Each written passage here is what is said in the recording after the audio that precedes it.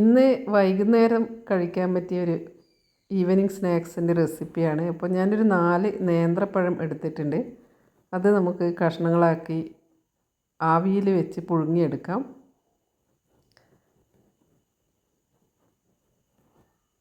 ഇത് നമ്മുടെ കണ്ണൂർക്കാരുടെ സ്വന്തം റെസിപ്പിയാണ്. അപ്പോൾ ഇത് പുഴുങ്ങിയെടുക്കാൻ വേണ്ടി ഞാൻ വെച്ചിട്ടുണ്ട്. വളരെ സിമ്പിളാണ്, എല്ലാവർക്കും തയ്യാറാക്കാൻ പറ്റുന്നതാണ്.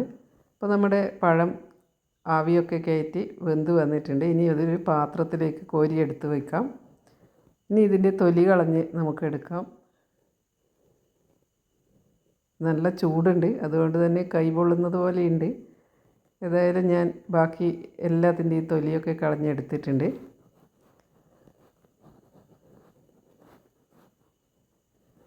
ഇനി നമുക്ക് ഇതിൻ്റെ ഉള്ളിൽ ഒരു കറുത്ത ഇതുണ്ടാവും, അതൊന്ന് എടുത്ത് കളയണം. അപ്പോൾ എല്ലാത്തിൻ്റെയും കറുത്ത സാധനം നമുക്ക് എടുത്ത് കളയാം.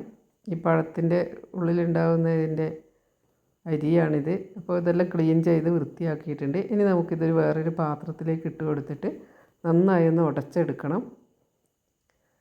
എൻ്റെ കയ്യിൽ ഉടക്കാൻ പറ്റിയ വേറെ ഒന്നും ഇല്ലാത്തതുകൊണ്ട് തന്നെ ഞാനൊരു സ്പൂണ് വെച്ചാണ് ഉടച്ചെടുക്കുന്നത്. നമുക്ക് ഗ്ലാസ് വെച്ചോ അല്ലെങ്കിൽ കയ്യിൽ വെച്ചോ അതുപോലെ ഉടച്ചെടുക്കാം. പിന്നെ ഒരു കുക്കറി ഷോയിലൊക്കെ കാണുന്ന പോലെ ഒരു ഉടച്ചെടുക്കാൻ പറ്റുന്നൊരു സാധനം ഉണ്ട് തോന്നും. അതിവിടെ ഇല്ലാത്തത് കൊണ്ട് തന്നെ ഞാൻ സ്പൂണ് കൊണ്ട് ഉടച്ചെടുത്ത് നന്നായി കുഴച്ചെടുത്തിട്ടുണ്ട്. ഒരല്പം നെയ്യ് കൂടി ചേർത്തിട്ട് കുഴച്ചെടുക്കാം. ഈ സമയം കൊണ്ട് നമുക്ക് ഇതിന് വേണ്ടുന്ന ഒരു ഫില്ലിങ് തയ്യാറാക്കാൻ വേണ്ടിയിട്ട് ഒരു പാത്രത്തിൽ കുറച്ച് നെയ്യ് ഒഴിച്ച് കൊടുത്തിട്ടുണ്ട്. അണ്ടിപ്പരിപ്പ് മുന്തിരി ഞാൻ കഴുകി വെച്ചതാണ്, അതും കൂടി ഇതിലേക്ക് ഇട്ട് കൊടുക്കാം. ഇത് ചെറുതായി ഒന്ന് വാടി വരുന്ന സമയത്ത് ഒരു അരമുറി തേങ്ങ ചേർത്ത് കൊടുക്കുന്നുണ്ട്. ഈ തേങ്ങയും ചേർത്ത് കൊടുത്തിട്ട് നമുക്ക് കുറച്ച് സമയം ഇതൊന്ന് നന്നായി ഒന്ന് ഫ്രൈ ചെയ്തെടുക്കണം. പിന്നെ കുറച്ച് ഏലക്കായ പൊടിച്ചെടുത്തിട്ടുണ്ട്, അതും കൂടി ചേർത്ത് കൊടുത്തു. ഇത് കുട്ടികൾക്കൊക്കെ നന്നായി ഇഷ്ടപ്പെടുന്ന ഒരു സ്നാക്സാണ്. പിന്നെ ഞാൻ ഇതിലേക്ക് മധുരത്തിന് ആവശ്യമായ പഞ്ചസാരയാണ് ചേർത്ത് കൊടുക്കുന്നത്. ഒരു 6 സ്പൂൺ പഞ്ചസാര ഞാൻ ചേർത്ത് കൊടുത്തിട്ടുണ്ട്. ഇനി നമുക്കിതൊന്ന് നന്നായി ഒന്ന് വറട്ടി എടുക്കണം. നന്നായി ഒന്ന് വറുത്തിട്ട് കുറച്ചൊരു ബ്രൗൺ കളറാവുന്നത് വരെ നമുക്കിതൊന്ന് മൂപ്പിച്ചെടുക്കാം. ഇതാ നമ്മുടെ തേങ്ങയും അണ്ടിപ്പരിപ്പും മുന്തിരിയൊക്കെ നന്നായി മൂത്ത് വന്നിട്ടുണ്ട്. ഇനി നമുക്കിത് കയ്യിൽ കുറച്ച് നെയ്യ് തടവിയതിന് ശേഷം നമുക്കിതൊരു ഓരോ ഉരുളകളാക്കി എടുത്തിട്ട് ഈ ഫില്ലിങ് ഇതിൻ്റെ ഉള്ളിൽ വെച്ച് കൊടുക്കാൻ വേണ്ടിയിട്ട് ഇതുപോലെ ആക്കിയെടുക്കാം. എന്നിട്ട് നമ്മൾ നേരത്തെ വറുത്ത് വെച്ച ആ ഫില്ലിങ് ചേർത്തിട്ട് ഇതുപോലെ ഒന്ന് പ്രസ് ചെയ്തിട്ട് ആക്കി കൊടുക്കണം.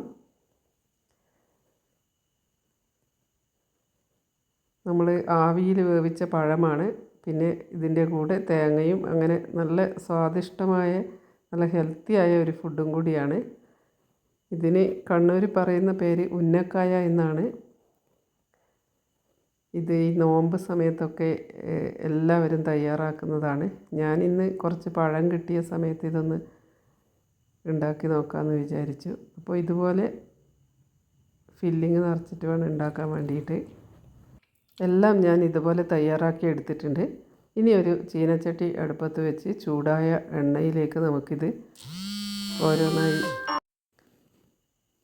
ഇതുപോലെ എണ്ണയിൽ, ഞാനിതിപ്പോൾ കുറച്ച് ചെറിയ പാത്രമായതുകൊണ്ട് തന്നെ 2 വീതമാണ് വറുത്തെടുക്കുന്നത്. നിങ്ങൾക്ക് കുറച്ച് വലിയ പാത്രത്തിലാണെങ്കിൽ ഒരു 3-4 ഒന്നിച്ചിട്ടിട്ട് വറുത്ത് കോരാം.